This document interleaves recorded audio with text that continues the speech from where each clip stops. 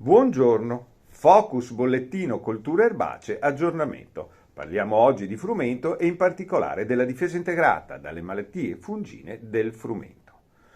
Una buona applicazione dei principi della difesa integrata per controllare le malattie fungine del frumento presuppone l'utilizzo di modelli previsionali, di piattaforme previsionali di tipo olistico, cioè di piattaforme che tengono conto con algoritmi complessi di molti fattori allo stesso tempo, che riescono a stimare lo sviluppo della cultura e delle malattie allo stesso tempo e in questo modo riescono ad individuare i momenti di rischio per la cultura e riescono a consigliare cosa fare in modo preciso e con adeguato anticipo.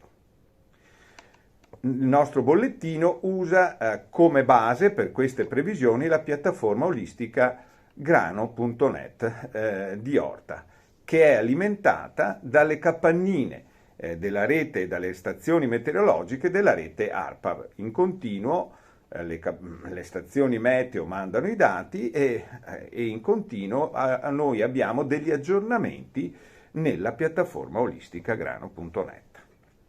In tal modo riusciamo ad individuare i rischi nelle diverse zone del Veneto, facciamo una previsione di tipo territoriale in cui si evidenzia se vi sono zone con un rischio di malattie e zone che non lo hanno, oppure tutta la regione è a rischio o non c'è nessun rischio, ma con una certa capacità di individuare le zone dove l'eventuale rischio è più marcato e dove può esserci più necessità di intervenire in modo tempestivo con dei trattamenti. La situazione attuale, a causa della prolungata assenza di piogge, è che non ci sono rischi per nessuna malattia. In questo momento le malattie fungine del frumento non pongono rischi per la cultura e quindi non è necessario fare nulla.